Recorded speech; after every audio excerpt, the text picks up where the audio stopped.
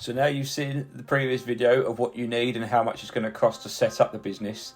Now it's time to make yourself stand out from the competition and how to start winning more work. In today's video, we're going to talk about vehicles, how to get more jobs. Well, I just driving past on the way to the next job. I couldn't help but notice you have a lot of moss on this. Uniform,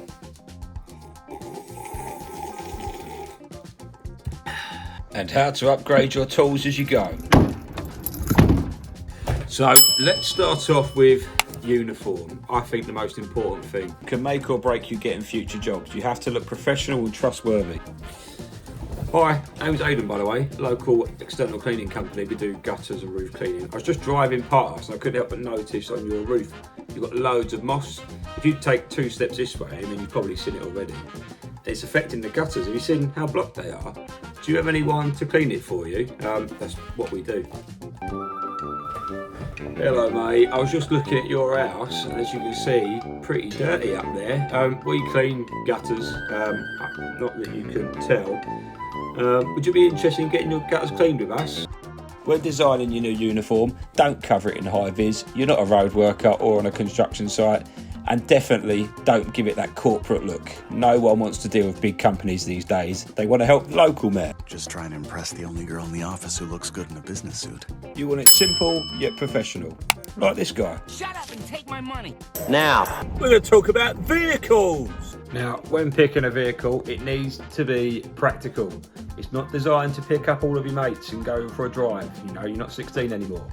It needs to look legit. I'd suggest getting something that is going to last you at least 12 months. It's not supposed to be the big flashy look what I got van. You're starting out, you're getting your first few jobs. Remember, look what we started out in. Astra. We started out in an Astra and now we upgraded to a van and then you've got it sign written. Doesn't have to have the bells and whistles.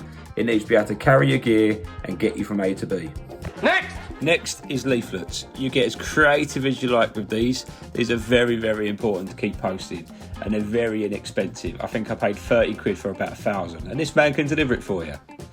Keep it interesting. It has to be simple. Right now, I am fantasizing about having your roof cleaned. Don't spam them, otherwise your neighbours will get pissed off with you. Best of all is door knocking.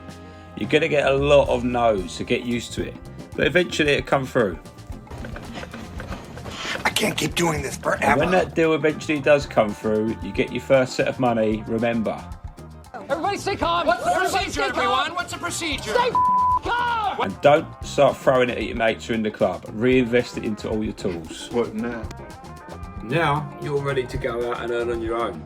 You should have your van sorted. You should have the tools that you need. On the very first video, I said you the basic tools that you need to get started. You should know how to get jobs now. Leaflets and door knocking. If you're not confident with door knocking, start off with leaflets. I suggest Vistaprint. As I said, I paid about 30 quid for 1,000 of them. 1 page, not foldable out. You don't want to give someone a book to read. You just want to go 1 page. That's your logo. 3 or 4 bullet points. This is what I do. And that's it. And at the very bottom, obviously, contact details. Door knocking. When you do come around to door knocking, don't go, oh, excuse me, I was wondering if it was possible if I could clean your gutters. It's not going to work. Door knock and say, look, up there, I've noticed, and I've even noticed it from the roadside, that's how bad it is. Ha ha ha ha. You've got carpets of moss. I'm sure that's bothering you, right? And they'll go, yeah, no, or no. And so if it's no, well, have you seen your gutters cleaned recently? Have you had your gutters cleaned? I mean, the moss up there is definitely going to fall, and I can see it's probably falling on the floor. You're probably forever sweeping it up, right? And they'll go, oh, do you know what? Yeah, it is a bit of a pain. And then you go, right, well, look, what I do, I can clean your roof or I can clean your gutters, whatever you're going to do, just go through that sale. Just point out the issue and then say, I can help you with it. And don't say, can I help you, or would you like it, or is it possible for me to help? You are doing them a favour. They're not working for you, you're working for them. Okay, you spotted an issue, you're going to fix it. If they call you, you know, from your leaflet and say, oh, I've got your leaflet through the door, that's great. It's a completely different pitch. You just go along with it, you ask questions. The best bit about selling a service is asking questions. You need to understand what their pain point is, what they're going through. Why have they called you? Have they called you because they got a block? Have they called you because they haven't had it cleaned for years.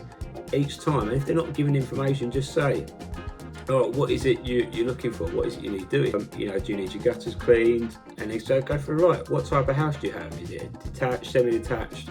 Go through, I charge this for this type of house.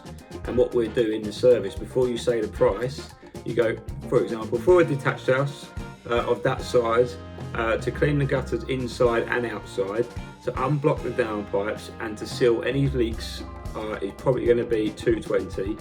And then anything that needs replacing, like unions, running outlets, I charge an additional $50. How's that sound? Is that okay? It'll either be a yes or it's a bit too expensive. If they say it's too expensive and they try and go, oh, $150 or whatever, it's down to you, right? But know your worth. Don't just go to a job, yes, no, I'll do it for that. Don't worry, I'll take the money off. You're talking to the wrong people if they're negotiating down, 10, 20, 50 quid. Just say, no, sorry, I can't do it for that. And then move on to the next one, forget about them. But you're ready to go, best of luck. Leave a comment down what you want to see next time. Any questions, happy to ask.